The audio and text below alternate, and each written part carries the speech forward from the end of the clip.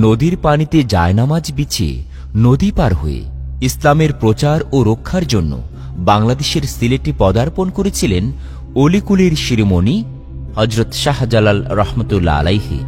শাহজালাল রহমতুল্লাহ আলাইহি সিলেটে আসার আগে এই সিলেট রাজ্য শাসন করত একজন কঠোর হিন্দু অত্যাচারী নিষ্ঠুর রাজা গৌরগোবিন্দ। এই গৌরগোবিন্দ কতটা নিষ্ঠুর ছিল একটা ছোট্ট উদাহরণের মাধ্যমে বলি। গৌর রাজ্যের অধিকারী বুরহান উদ্দিন নামে একজন মুসলিম নিজ ছেলের জন্ম উপলক্ষে গরু আকিকা করেন। এ খবর জানার পর রাজা গৌরগোবিন্দ রেগে যায়, কারণ হিন্দু ধর্মে গোহত্যা পাপ। এর শাস্তি হিসেবে রাজা বুরহান উদ্দিনের নিষ্পাপ ছেলেকে ধরে নিয়ে নিষ্ঠুরভাবে হত্যা করে এবং বুরহান উদ্দিনের ডান হাত কেটে দেয়। আর আল্লাহর কি রহমত, এই ঘটনার ভিত্তিতেই হযরত শাহজালাল রহমতুল্লাহ আলাইহি সিলেটে আগমন করার পর অত্যাচারী রাজা গৌরগোবিন্দের পতন ঘটে। প্রায় 43 বছর রাজত্ব করার পর গৌরগোবিন্দ নিজস্ব চরের মাধ্যমে জানতে পারল শাহজালাল নামে একজন মুসলিম ওলি 360 জন সফর সঙ্গী নিয়ে সিলেটে আগমন করছেন। এই সংবাদ পেয়ে গৌরগোবিন্দ নদীর সমস্ত নৌ চলাচল বন্ধ করে দেয়, যাতে করে শাহজালাল ও তাঁর সফর সঙ্গীরা নদী পার হয়ে এপারে না আসতে পারেন। এদিকে নদীর ওপারে শাহজালাল রহমতুল্লাহ আলাইহি ও তার অন্যান্য সফর সঙ্গীরা নদীর পাড়ে এসে উপস্থিত।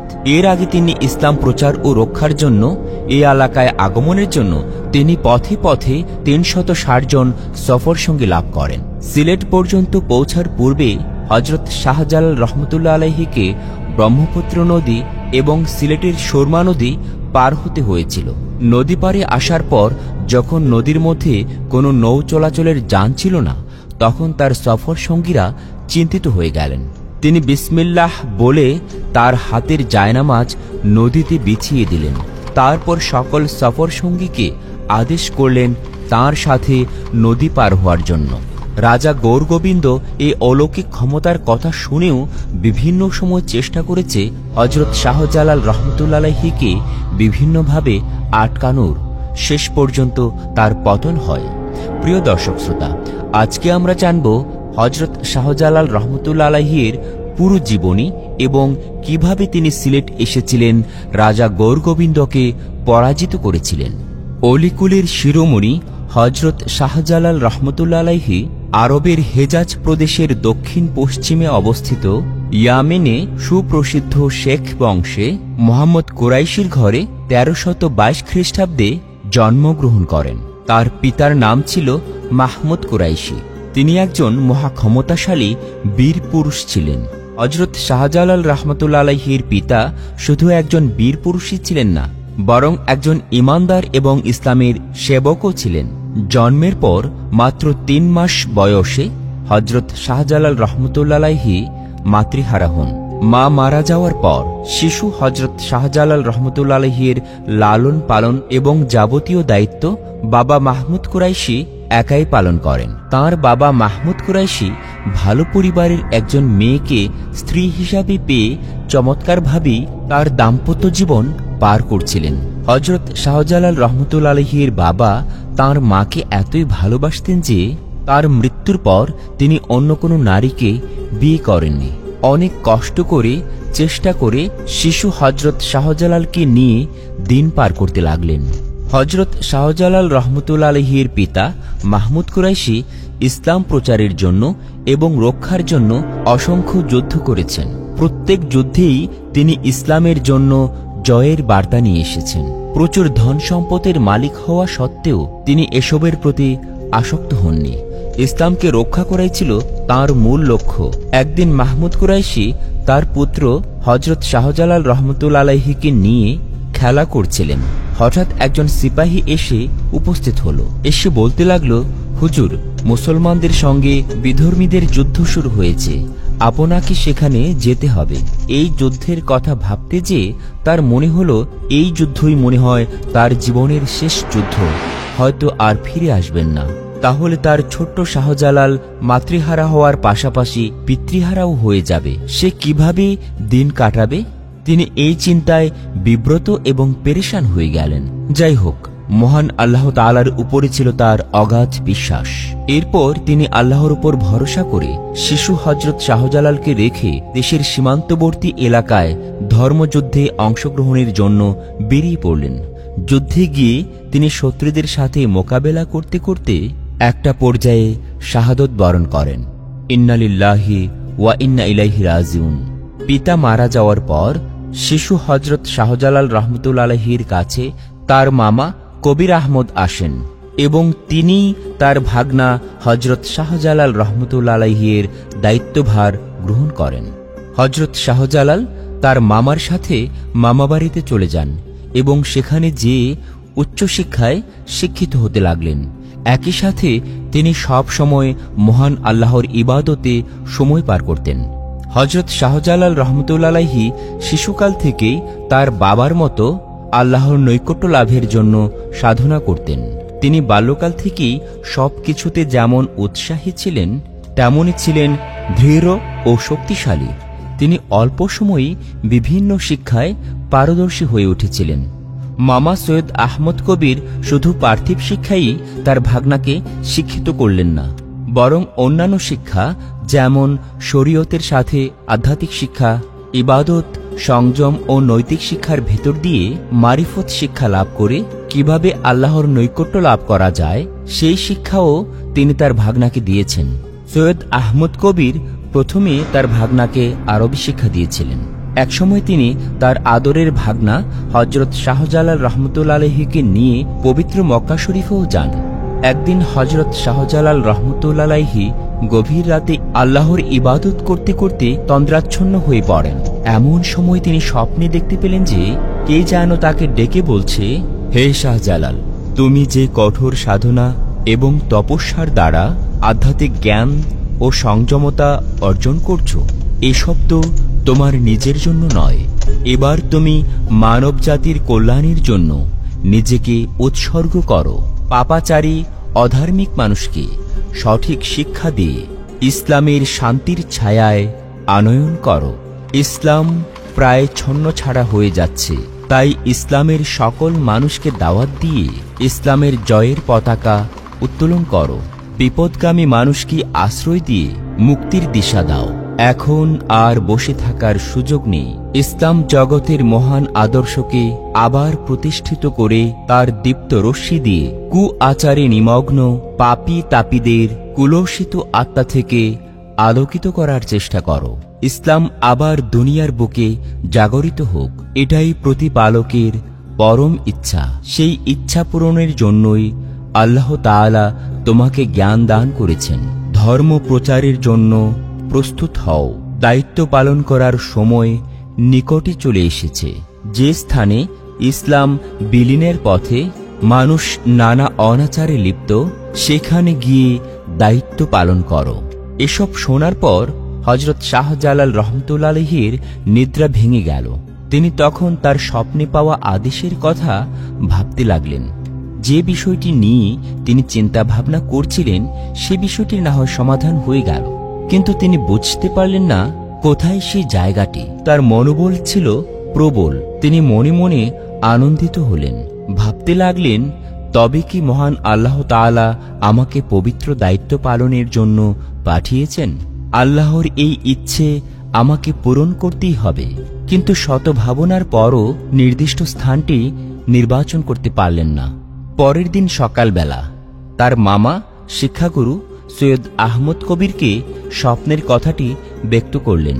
তখন তার বয়স ছিল 32। তার গুরু মামা আহমদ কবির ভাগনার এমন স্বপ্নের কথা শুনে খুবই আনন্দিত হলেন। বললেন, এমন মহান দায়িত্ব তোমাকে অবশ্যই পালন করতে হবে। আমিও তোমাকে অনুমতি দিলাম।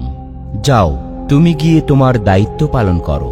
এরপর এক মুঠো মাটি দিয়ে বললেন, যে স্থানে এই মাটির স্বাদ, গন্ধ ও বর্ণের মিল এক হবে, সেখানেই ধর্মপ্রচারের জন্য আস্থানা গাড়বে। তার মামা মুর্শিদ সৈয়দ আহমদ কবির রহমতুল্লাহ আলাইহির দোয়া নিয়ে হযরত শাহজালাল রহমতুল্লাহ আলাইহি ধর্মপ্রচার অভিযানে আরবের মক্কা শরীফ হতে একা একাই যাত্রা শুরু করেন। তিনি মক্কা হতে বিদায়কালে যে কয়েকজন সফর সঙ্গী তার সঙ্গে যাত্রা করেন, তাদের মধ্যে প্রধান ছিলেন হাজী ইউসুফ, হাজী খলিল, হাজী দরিয়া এবং আরেকজন সঙ্গী চাসনি পীর ছিলেন মৃত্তিকার তহবিলদার।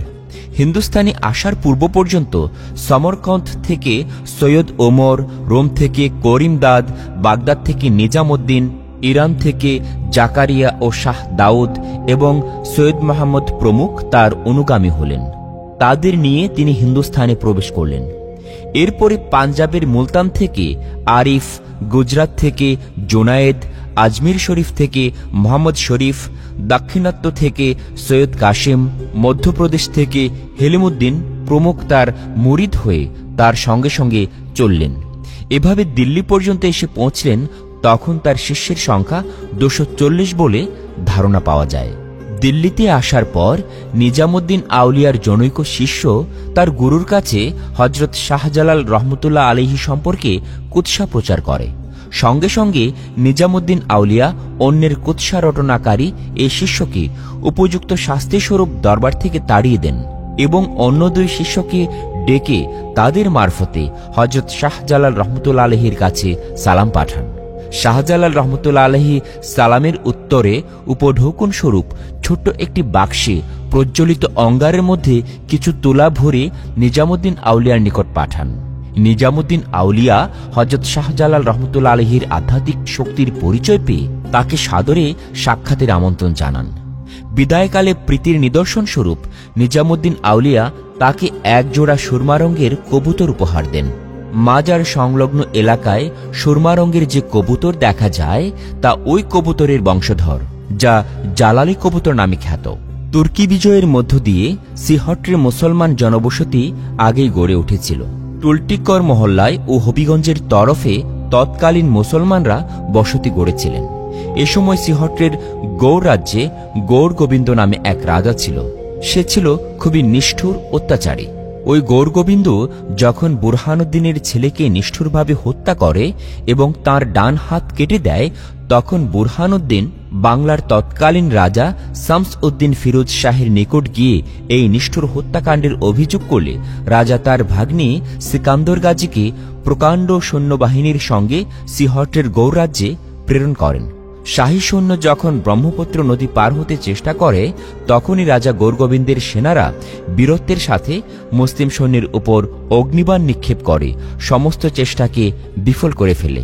গৌরগোবিন্দের শক্তির প্রভাবে সিকান্দর গাজীর প্রতিহত ও বিফল মনোরথের সংবাদ পেয়ে দিল্লির সম্রাট আলাউদ্দিন খিলজির নিকট পৌঁছলে সম্রাট এ সংবাদে মর্মাহত হন। পরবর্তীতে সম্রাট তার রাজ দরবারি আলেম ওলামা সহ জ্যোতিষীদের সাথে আলোচনায় এই মর্মে অবহিত হন যে গৌরগোবিন্দ জাদুশক্তির মাধ্যমে যুদ্ধে জয়লাভ করেছে।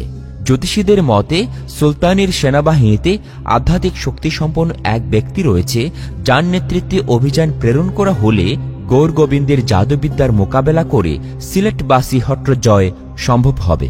জ্যোতিষীরা উক্ত আধ্যাত্মিক শক্তিসম্পন্ন ব্যক্তির পরিচয়ের পন্থা হিসাবে এও বলে দিয়েছিলেন যে আগামী 2-1 রাত্রের মধ্যে দিল্লি নগরীতে প্রচণ্ড ঝড় বৃষ্টিতে সমস্ত নগরী ভেসে যাবে, প্রতিটি ঘর বাড়ির ভীষণ ক্ষতি লক্ষিত হবে, কোথাও কোনো প্রদীপ থাকবে না, একটি মাত্র তাঁবু ব্যতীত। সম্রাট জ্যোতিষীদের কথা মতো অনুসন্ধান করে সেই ঝড় বৃষ্টির রাতে দেখতে পেলেন একজন সাধারণ সৈনিক একটি তাঁবুতে একাগ্র মনে বসে কোরআন পড়ছেন। সম্রাট সেখানে উপস্থিত হয়ে তার সব বিষয়ে অবগত হয়ে সিলেট অভিযানের নেতৃত্ব দেওয়ার অনুরোধ জানান। তিনি সৈয়দ নাসির উদ্দিন। সম্রাটের আদেশে সম্মত হলে সম্রাট তাকে সিপাহসালার সনদের সাথে সিকান্দর গাজীর কাছে প্রেরণ করেন। এদিকে গাজী বুরহানুদ্দিন তখন দিল্লিতে অবস্থান করছিলেন। এই সময় শাহজালালও তার সঙ্গীদের নিয়ে দিল্লিতে আসেন। এই দিল্লিতেই বুরহানুদ্দিনের সাথে হজরত শাহজালাল রহমতুল্লাহ আলাইহির সাক্ষাৎ হয় এবং এখানেই বুরহানুদ্দিন নিজের দুঃখময় কাহিনী তার নিকট বর্ণনা করেন। শাহজালাল রহমতুল্লাহ আলাইহি দিল্লি হতে বুরহান উদ্দিনকে সহ 240 জন সঙ্গী সহ অনুচর সিলেটের উদ্দেশ্যে রওনা হলেন। শাহজালাল রহমতুল্লাহ আলাইহি সাতগাঁও এসে ত্রিবেণীর নিকট দিল্লির সম্রাট প্রেরিত অগ্রবাহিনী সিপাহসালার সৈয়দ নাসির উদ্দিনের সাথে মিলিত হন। সৈয়দ নাসির উদ্দিন শাহজালাল রহমতুল্লাহ আলাইহি সম্পর্কে অবগত হয়ে তদীয় শিষ্যত্ব গ্রহণের অভিপ্রায় ব্যক্ত করেন। পথে পথে শাহজালাল রহমতুল্লাহ আলাইহির শিষ্য বর্ধিত হতে লাগল। ত্রিবেণী থেকে বিহার প্রদেশে আসার পর আরও কয়েকজন ধর্মযোদ্ধা অনুষঙ্গী হলেন, যাদের মধ্যে হিসামউদ্দিন আবু মোজাফফর উল্লেখযোগ্য। এখান থেকে সিপাহসালার সৈয়দ নাসির উদ্দিনের আনিত 1000 অশ্বারোহী ও 3000 পদাতিক সৈন্যসহ হযরত শাহজালাল রহমতুল্লাহ আলাইহি নিজ সঙ্গীদের নিয়ে সোনারগাঁ অভিমুখে সিকান্দর গাজীর সাথে মিলিত হওয়ার উদ্দেশ্যে রওনা হন। শাহজালাল রহমতুল্লাহ আলাইহি সোনারগাঁ আসা মাত্রই শাহ সিকান্দর গাজীর সাথে সাক্ষাৎ ঘটল। সিকান্দর গাজী হযরত শাহজালাল রহমতুল্লাহ আলাইহিকে সসম্মানে গ্রহণ করলেন। হযরত শাহজালাল তার সঙ্গী, অনুচর ও সৈন্যসহ শাহ সিকান্দরের শিবিরে সমাগত হয়ে সিকান্দর হতে যুদ্ধ বিষয়ে সব বিষয়ে অবগত হন। সিকান্দর হযরত শাহজালাল রহমতুল্লাহ আলাইহির আদর্শে অনুপ্রাণিত হয়ে শিষ্যগ্রহণপূর্বক সিলেট অভিমুখে যাত্রা করলেন। এভাবে হযরত শাহজালাল রহমতুল্লাহ আলাইহির শিষ্য সংখ্যা বেড়ে 360 জনে পৌঁছায়।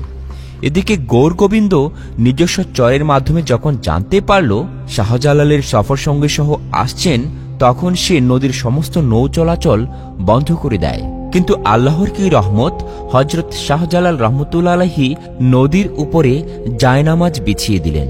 আর এই জায়নামাজে করেই তিনি এবং তার সফর সঙ্গীরা নদীর এপারে চলে আসলেন এবং ব্রহ্মপুত্র নদী অতিক্রম করেন।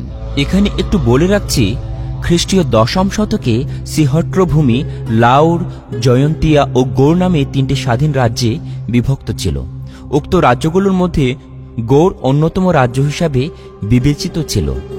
এ রাজ্যে প্রাচীন সীমারেখা বর্তমান মৌলভীবাজার জেলা সহ হবিগঞ্জ জেলার কিয়দংশ নিয়ে বিস্তৃত থাকায় গৌড় রাজ্যের দক্ষিণ সীমাভূমি নবীগঞ্জের দিনারপুর পরগনার পাশে রাজা গোবিন্দের চৌকি ছিল। এখানে আরো বলে রাখছি, সেই নিষ্ঠুর রাজার নাম ছিল গোবিন্দ। যেহেতু সে গৌড় রাজ্যের রাজা, তাই তার নামের সাথে রাজ্য যোগ করে গৌর গোবিন্দ রাখা হলো। হযরত শাহজালাল রহমতুল্লাহ আলাইহি তার সঙ্গীদের নিয়ে ব্রহ্মপুত্র নদী পার হয়ে প্রথমত সেখানে অবস্থান করেন। এখানে গৌড় রাজ্যের সীমান্তরক্ষীরা অগ্নিবাণ প্রয়োগ করে তাদেরকে প্রতিহত করতে চাইল, কিন্তু মুসলমান সৈন্যের কোনো ক্ষতি করতে পারেনি। রাজা গৌরগোবিন্দ সমস্ত বিষয়ে অবগত হয়ে উপায়ন্তর না পেয়ে বরাক নদীতে নদী চলাচল নিষিদ্ধ বলে ঘোষণা করে। হযরত শাহজালাল রহমতুল্লাহ আলাইহি পূর্বের মতো জায়নামাজের সাহায্যে বরাক নদীও পার হলেন। বরাক নদী পারাপারে বাহাদুরপুর হয়ে বর্তমান সিলেট জেলার বালাগঞ্জ উপজেলায় ফতেপুর নামক স্থানে রাত্রি যাপন করেন। উল্লেখিত তথ্য সংবলিত প্রাচীন গ্রন্থ তুয়ারিখে জালালিতে উল্লেখ আছে। এখানে একটি মজার কবিতা বলছি। চৌকি নামে ছিল সেই পরগনা দিনারপুর, সিলেটের হর্দ ছিল সাবেক মসুর। সেখানে আসিয়া তিনি পৌঁছিলা যখন, খবর পাইলা রাজা গোবিন্দ তখন। এপারে হযরত তার লস্কর সহিতে আসিয়া পৌঁছিলা এক নদীর পারেতে। বরাক নামে নদী ছিল যে মসুর, যাহার নিকট গ্রাম নাম বাহাদুরপুর। যখন পৌঁছিলা তিনি নদীর কিনার, নৌকা বিনা সে নদীও হইলেন পার। সুবহানাল্লাহ। সর্বপ্রকার কলাকৌশল অবলম্বন করে রাজা গৌরগোবিন্দ যখন দেখল সকল প্রয়াসী ব্যর্থ হচ্ছে, তখন শেষ চেষ্টা করার লক্ষ্যে জাদুমন্ত্র সহ এক প্রকাণ্ড লৌহ ধনুক শাহজালাল রহমতুল্লাহ আলাইহির কাছে প্রেরণ করে, যার শর্ত ছিল যদি কেহ একা উক্ত ধনুকের জ্যা ছিন্ন করতে পারে, তখন গোবিন্দ রাজ্য ছেড়ে চলে যাবে। হযরত শাহজালাল রহমতুল্লাহ আলাইহি তার দলের লোকদের ডেকে বললেন, যে ব্যক্তির সারা জীবনে কখনো ফজরের নামাজ কাজা হয়নি বা বাদ পড়েনি, একমাত্র সেই পারবে গোবিন্দের লৌহ ধনুক জ্যা করতে। অতঃপর মুসলিম সৈন্যদলের ভেতর অনুসন্ধান করে সিপাহসালার সৈয়দ নাসির উদ্দিনকে উপযুক্ত পাওয়া গেল এবং তিনি ধনুক জ্যা করলেন। উত্তর পূর্ব ভারতের বরাক নদী বাংলাদেশে প্রবেশ করার সময় সুরমা ও কুশিয়ারা নদীতে বিভক্ত হয়ে যায়। সিলেট বিভাগের বেষ্টনী হিসাবে ধর্তব্যে এই নদীগুলো প্রাচীনকালে প্রবল স্রোতে প্রবাহিত হতো। বর্ষাকালে দৃশ্য প্রায় সাগরের মতো দেখাত। ঐতিহাসিক পর্যটক ইবনে বতুতা সুরমা নদীকে নহরি আজরফ বলে আখ্যায়িত করেছেন। হযরত শাহজালাল রহমতুল্লাহ আলাইহি ফতেপুর হতে যাত্রা করে যখন সুরমা তীরে অবস্থান নিলেন, এ নদী পার হয়েই গৌড়ের রাজধানী। হযরত শাহজালাল রহমতুল্লাহ আলাইহির কেরামতি ও অলৌকিক বিভিন্ন ঘটনায় রাজা গোবিন্দ বীতশ্রদ্ধ হল। গোবিন্দ শত্রুবাহিনীকে কিছু সময় ঠেকিয়ে রাখার জন্য সুরমা নদীতে নৌকা চলাচল নিষিদ্ধ করে। তা সত্ত্বেও হযরত শাহজালাল রহমতুল্লাহ আলাইহি নদী পার হন। বিসমিল্লাহ বলে সকল মুরিদকে নিয়ে জায়নামাজি করে অনায়াসে গেলেন চলে নদীর ওপারে। গোবিন্দ গড়দুয়ারস্থিত রাজবাড়ি পরিত্যাগ করে পেচাগড়ের গুপ্তগিরি দুর্গে আশ্রয় নেয়। এরপর থেকে তার আর কোনো হদিস মেলেনি। হযরত শাহজালাল রহমতুল্লাহ আলাইহি 3 দিন সিলেটে অবস্থান করার পর মিনারের টিলায় অবস্থিত রাজবাড়ির প্রথম দখলে নিলেন।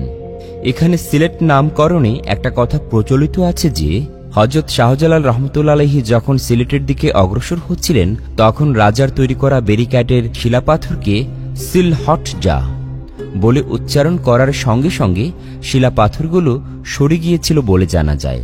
এখান থেকেই সিলেটের নামকরণ হয়েছে বলে ধরা হয়।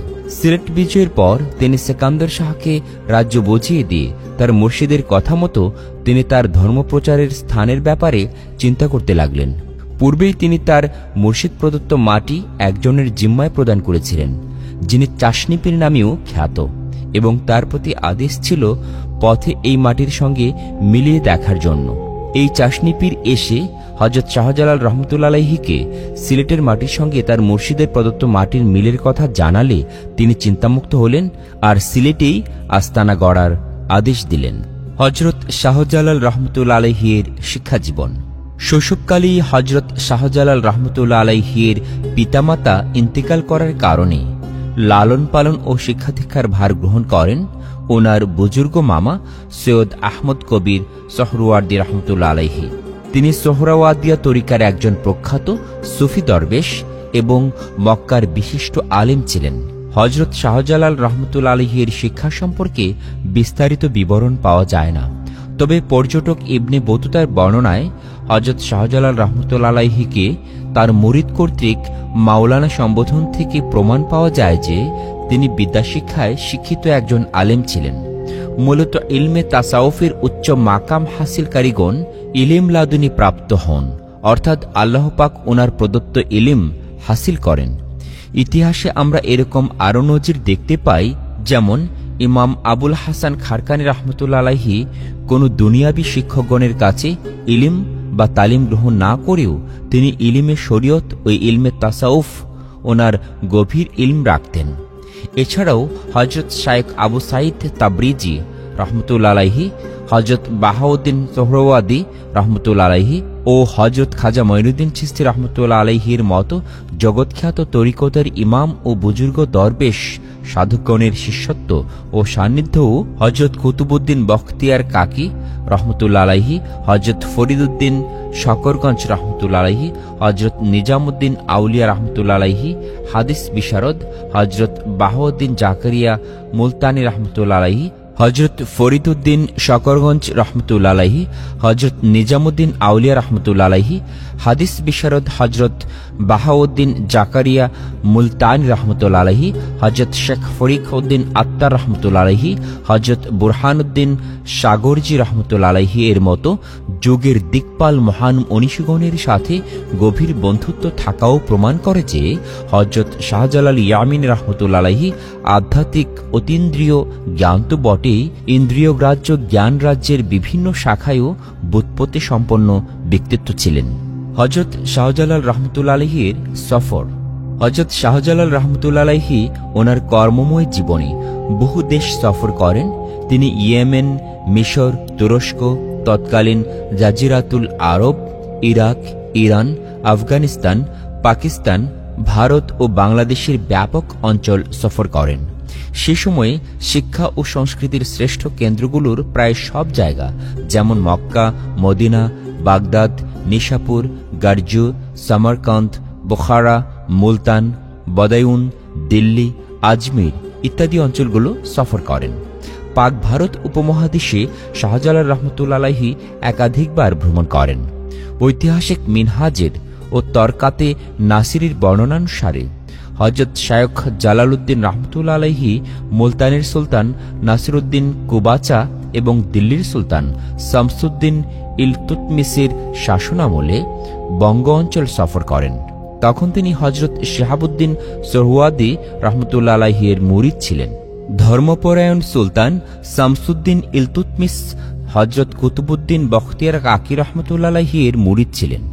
যখন সুলতান জানতে পারলেন যে শায়খ হযরত শাহজালাল রাহমাতুল্লাহ আলাইহি দিল্লিতে আগমন করছেন, তখন সুলতান সভাসদগণ এবং দিল্লির আপামর জনগণ শাহজালাল রাহমাতুল্লাহ আলাইহিকে সংবর্ধনার জন্য নগরের বাহিরে এগিয়ে গেলেন।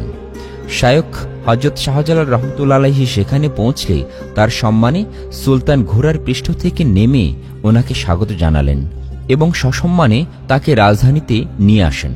হযরত শাহজালাল রাহমাতুল্লাহ আলাইহি এরূপ অভূতপূর্ব সংবর্ধনা পাওয়ায় দিল্লির শায়খুল ইসলাম নজমউদ্দিন সুগরা ঈর্ষান্বিত হয়ে পড়েন। সুলতান ইলতুৎমিশ শাহজালাল রাহমাতুল্লাহ আলাইহি ও সঙ্গীদের থাকার জন্য শাহী ব্যবস্থা করতে চাইলে নজমউদ্দিন সুগরা শাহজালাল রাহমাতুল্লাহ আলাইহি ওনাকে পরীক্ষার নাম করে বাইতুল জিন নামে পরিত্যক্ত প্রাসাদে থাকার প্রস্তাব করে। বাইতুল জিন জিনদের দখলাধীন আবাসস্থল হওয়াতে সেখানে কোনো লোকজন থাকতে পারত না এবং দিনের বেলায়ও সেখানে কেউ যেতে সাহস করত না। প্রভাবশালী সুগরার প্রস্তাবে সুলতান যখন ইতস্তত করছিলেন, তখন শাহজালাল রাহমাতুল্লাহ আলাইহি নিজেই বাইতুল জিনের চাবি চেয়ে নেন। তিনি তার মুরিদ দরবেশ আবু তোরাবের, যার মাজার সিলেট শহরে অবস্থিত, হাতে চাবি দিয়ে বললেন, তালা খুলে ঘরে প্রবেশ করে উচ্চস্বরে জিনদের বলবে, হযরত শাহজালাল রাহমাতুল্লাহ আলাইহি এখানে এসেছেন, তোমরা অনেকদিন পর্যন্ত এখানে আছো, এখন তিনি অবস্থান করবেন, তোমরা অন্য কোথাও চলে যাও। এ কথা বলে আমার এ হামায়েল শরীফ, ক্ষুদ্র কোরআন শরীফ, সে ঘরে ঝুলিয়ে দিও। কথা মতো কাজ হলো। জিনরা প্রাসাদ ছেড়ে চলে গেল এবং শাহজালাল রাহমাতুল্লাহ আলাইহি সেখানে অবস্থান করলেন। ফওয়ায়েদেসু সালেকিন গ্রন্থ অনুসারে হযরত খাজা কুতুবউদ্দিন বখতিয়ার কাকি রাহমাতুল্লাহ আলাইহি শাহজালাল রাহমাতুল্লাহ আলাইহি সম্পর্কে এ সময়ের আরেকটি ঘটনায় নজমউদ্দিন সুগরার ঈর্ষাকাতরতা ও শাহজালাল রাহমাতুল্লাহ আলাইহির বুজুর্গি সম্পর্কে জানা যায়। তিনি বলেন, শায়খুল ইসলাম নজমউদ্দিন সুগরা শাহজালাল তাবরিজি সম্পর্কে অপবাদ রটনা করলেন। সুলতানের নিকট অভিযোগ পেশ করা হল। শাহজালাল রাহমাতুল্লাহ আলাইহি ওনার বিচার চাইলেন এবং একজন বিচারক নিয়োগের প্রস্তাব করলেন। নজমউদ্দিন সুগরা উনি প্রস্তাবে সম্মত হয়ে বললেন, শাহজালাল রাহমাতুল্লাহ আলাইহি যাকে বিচারক ঠিক করবেন তার প্রতি আমারও আস্থা থাকবে। শাহজালাল রাহমাতুল্লাহ আলাইহি বললেন, আমি শায়খ বাহাউদ্দিন জাকারিয়া ওনাকে বিচারক মানলাম। বাহাউদ্দিন জাকারিয়া মুলতানি তখন দিল্লিতে ছিলেন না। নজমউদ্দিন সুগরা অন্য কাউকে বিচারক ঠিক করার জন্য বললেন, এজন্য যে শায়খ জাকারিয়া মুলতানি কবে দিল্লিতে আসেন ঠিক নাই। শাহজালাল রাহমাতুল্লাহ আলাইহি বললেন, আগামীকালই তিনি এখানে এসে উপস্থিত হবেন। এই কথায় সবাই অবাক হয়ে গেলেন। পরের দিন দরবার শুরু হবার পর সবাই বিচারকের অপেক্ষায়। হঠাৎ শোনা গেল বাহাউদ্দিন জাকারিয়া মুলতানি রাহমাতুল্লাহ আলাইহি আসছেন।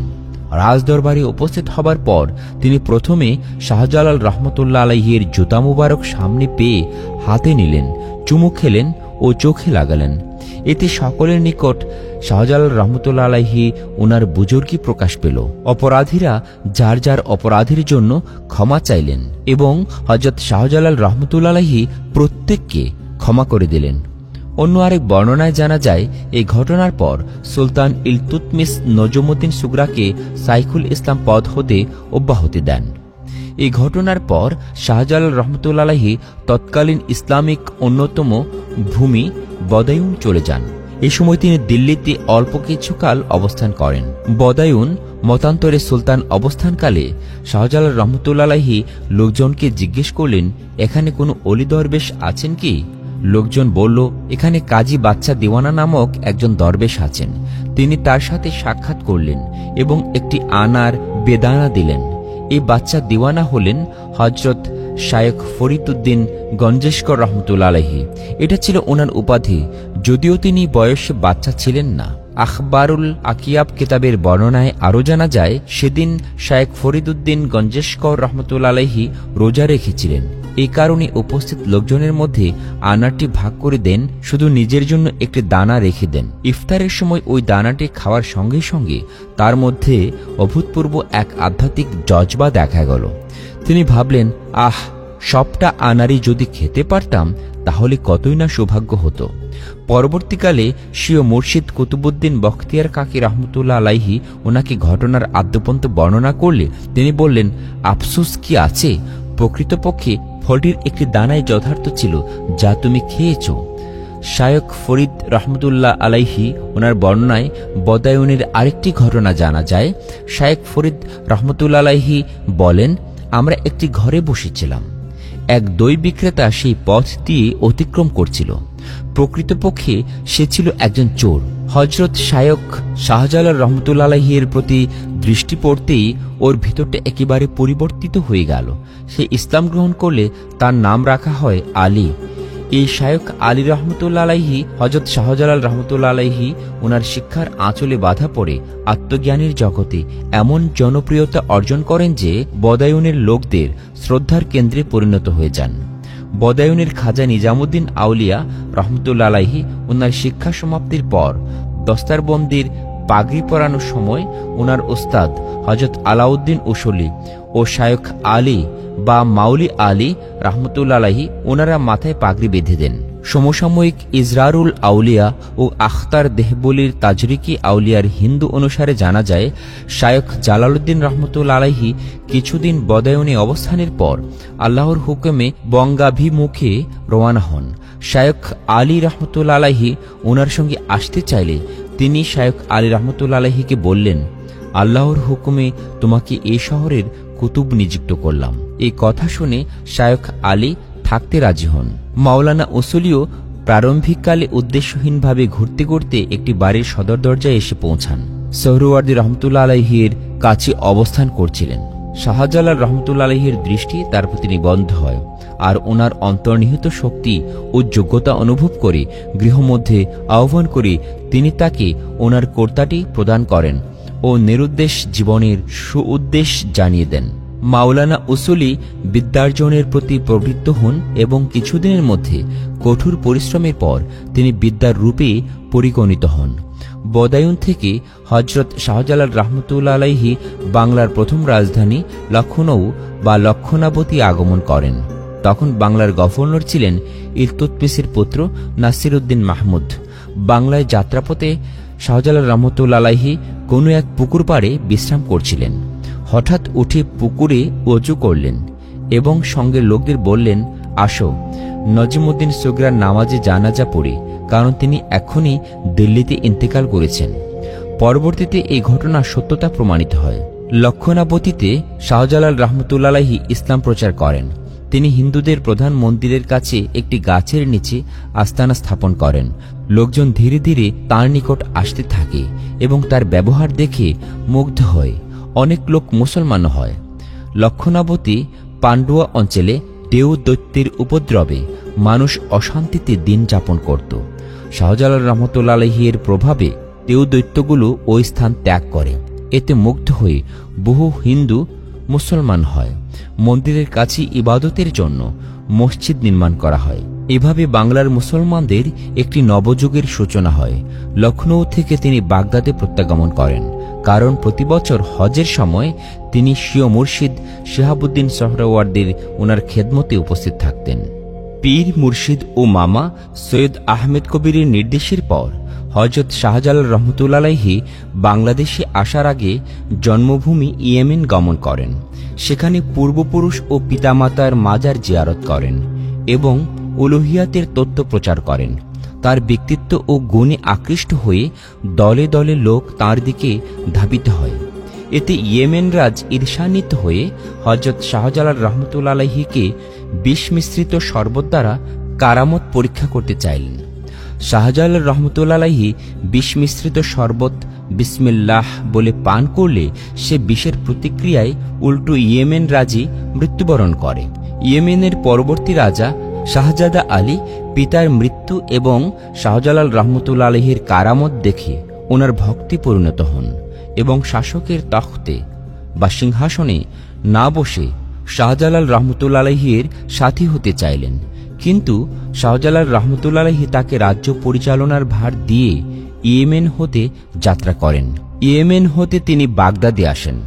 বাগদাদে হযরত বাহাউদ্দিন সোহরাওয়ার্দী রহমতুল্লাহ আলাইহির নিকট হতে পুনরায় বিদায় গ্রহণ করেন। সেখানে বিশ্বের প্রধান প্রধান জনপদে কিছুদিন অবস্থান করে সমরকন্দ, আফগানিস্তান হয়ে মুলতানে উপস্থিত হন। মুলতান হতে হযরত শাহজালাল রহমতুল্লাহ আলাইহি দিল্লিতে এসে উপস্থিত হন। ইয়েমেনের শাহজাদা আলী সিংহাসন ছেড়ে ওই সময় ওনার সাথে মিলিত হন। দিল্লিতে হযরত নিজামুদ্দিন আউলিয়া রহমতুল্লাহ আলাইহির সাথে সাক্ষাৎ হয়। শাহজালাল রহমতুল্লাহ আলাইহি দিল্লিতে অবস্থানকালে নিজামুদ্দিন আউলিয়া রহমতুল্লাহ আলাইহির একজন মুরিদ জানালেন যে আরব দেশ থেকে এক দরবেশ এসেছেন, তিনি নারী মুখ দর্শন করেন না, চাদর দিয়ে মুখ ঢেকে পথ চলেন এবং সবসময় এক কমবয়সী সুদর্শন বালককে সঙ্গে রাখেন। নিজামুদ্দিন আউলিয়া রহমতুল্লাহ আলাইহি উৎসুক হয়ে এক মুরিদকে পাঠালেন দরবেশকে নিয়ে আসার জন্য। হযরত শাহজালাল রহমতুল্লাহ আলাইহি অবস্থা বুঝতে পেরে প্রেরিত মুরিদের হাতে একটি কৌটার মধ্যে তুলা দিয়ে তার উপরে একটি জ্বলন্ত অঙ্গার বা কয়লা দিয়ে কৌটার মুখ বন্ধ করে ফেরত পাঠান। খাজা নিজামুদ্দিন আউলিয়া রহমতুল্লাহ আলাইহি কৌটার মুখ খুলে দেখলেন যে তুলার উপর একটি জ্বলন্ত অঙ্গার, কিন্তু এতে তুলার একটি অংশও জ্বলছে না। হযরত নিজামুদ্দিন আউলিয়া রহমতুল্লাহ আলাইহি এই ঘটনা থেকে আগত দরবেশের কারামতি ও ফজিলত বুঝতে পারলেন এবং নিজেই হযরত শাহজালাল ইয়ামিনী রহমতুল্লাহ আলাইহির সাক্ষাৎ করেন এবং শ্রদ্ধা ও প্রীতির নিদর্শন স্বরূপ একজোড়া কবুতর উপহার দেন, যা আজও জালালি কবুতর নামে হযরত শাহজালাল রহমতুল্লাহ আলাইহির মাঝারে পরিচিত ও প্রসিদ্ধ। হযরত শাহজালাল রহমতুল্লাহ আলাইহি ছিলেন ইবাদত ও রিয়াজত সাধনার এক বিস্ময়কর প্রতীক। তিনি সায়েমুদ্দহর ও কায়েমুল্লাইল ছিলেন, অর্থাৎ নিষিদ্ধ দিন ছাড়া সারা বছর রোজা রাখতেন এবং রাতে ইবাদতের হক আদায় করতেন। বর্ণিত আছে যে তিনি কোন রাত্র কিয়ামের জন্য, কোন রাত্র রুকু, কোন রাত সিজদার জন্য নির্দিষ্ট করে নিতেন। 40 বছর হতে বরাবর রোজা রাখতেছিলেন। 10 দিন অন্তর তিনি ইফতার করতেন। হযরত শাহজালাল রহমতুল্লাহ আলাইহির শরীর মোবারক ছিল পাতলা, আকৃতিতে ছিলেন লম্বা, গণ্ডদ্বয় ছিল ক্ষীণ, যা ইবনে বতুতার বর্ণনায় এসেছে।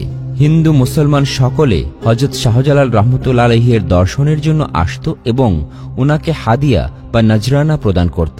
তা ফকির ও কাঙ্গাল সকলেই খেত, কিন্তু শাহজালাল রহমতুল্লাহ আলাইহি কেবল একটি গরুর দুধ পান করতেন। শায়খ ফরিদউদ্দিন গঞ্জেশকর রহমতুল্লাহ আলাইহি বলেন, শাহজালাল রহমতুল্লাহ আলাইহি অধিকাংশ সময় অনাহারে থাকা সত্ত্বেও কারো নিকট হতে কিছু গ্রহণ করতেন না। একবার 3 দিন পর্যন্ত ওনার নিকট কিছুই ছিল না। তিনিও ওনার সাথীগণ তরমুজ দ্বারা ইফতার করতেন।